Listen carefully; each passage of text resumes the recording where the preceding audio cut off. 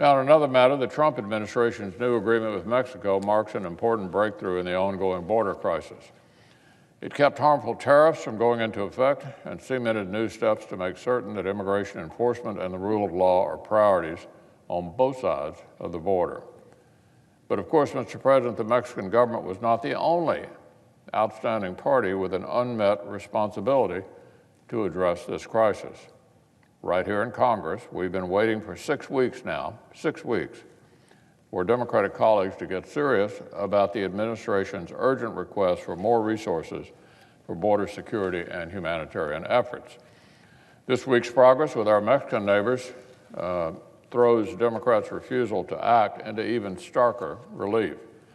My colleagues and I have come to the floor day after day, week after week, detailing all the evidence that our southern border is in a state of crisis. The inflow of would-be illegal immigrants is unprecedented. Our facilities and our efforts to house and care for the individuals we detain are stretched literally to the breaking point. In short, the men and women stationed on our southern border are running on fumes. They've been charged with a task that circumstances have made incredibly difficult, and they're begging for more funding to keep up. As I noticed yesterday, the most recent data show that apprehensions last month reached a 13-year high, higher numbers in every category, more individuals, more family units, and more unaccompanied children arriving at border facilities that are already over capacity.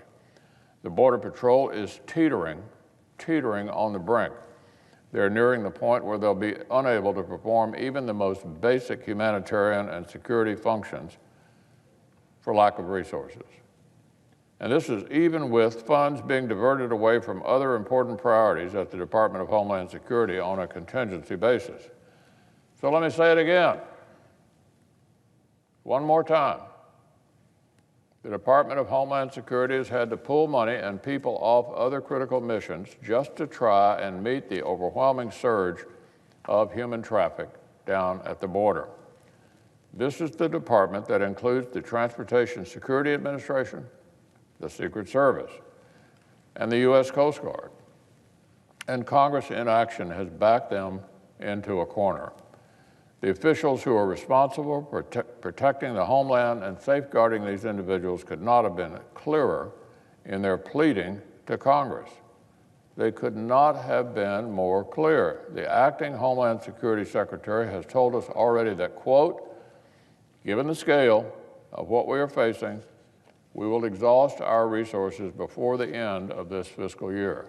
Exhaust our resources before the end of the fiscal year.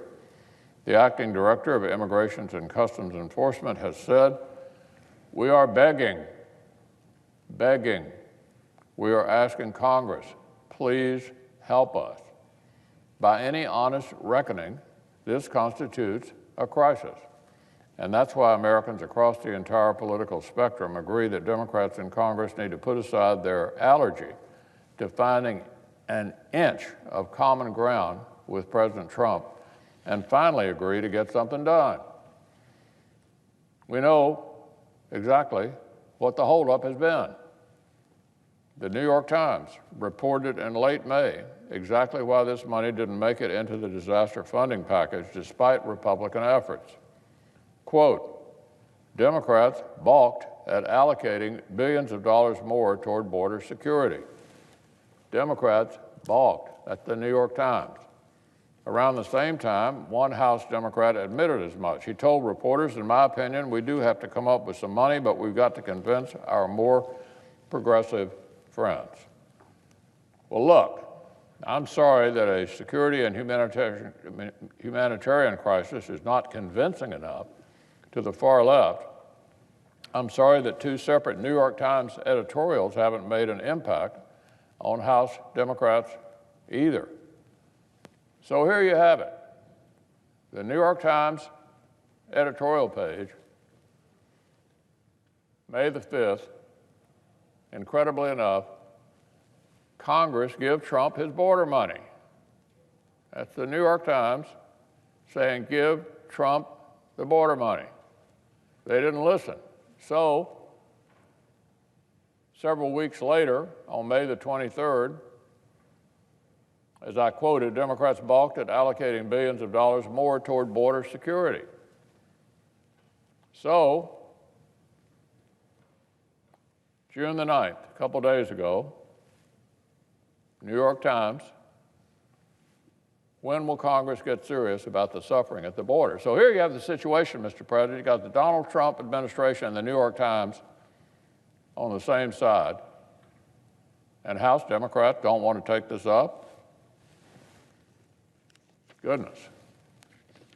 I'm having a hard time remembering the last time the New York Times editorial page was on the same side as the Trump administration or Republicans in Congress.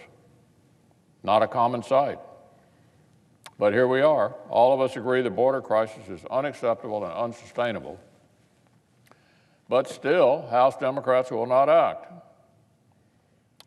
Yesterday, even my colleague, the Democratic leader, admitted where this extended delay is coming from.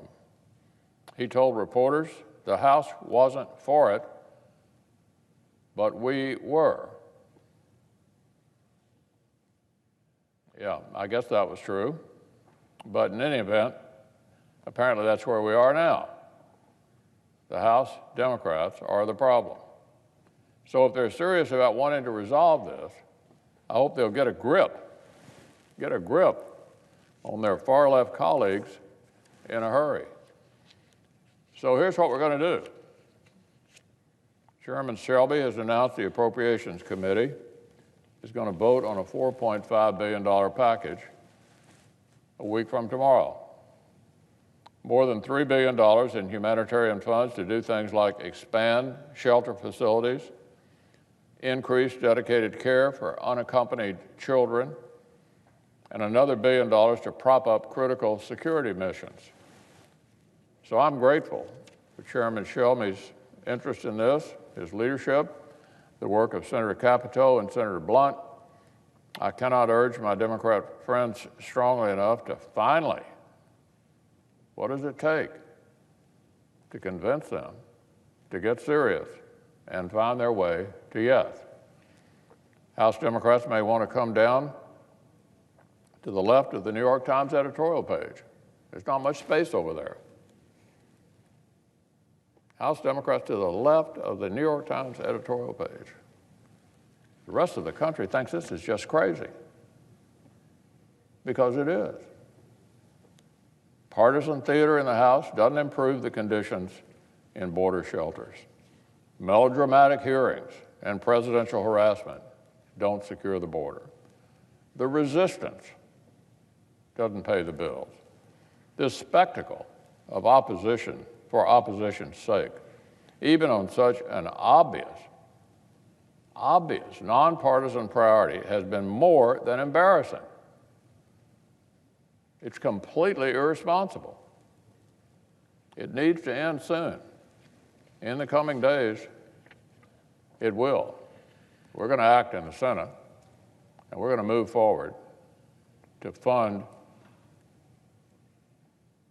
the funding necessary to try to solve this humanitarian crisis.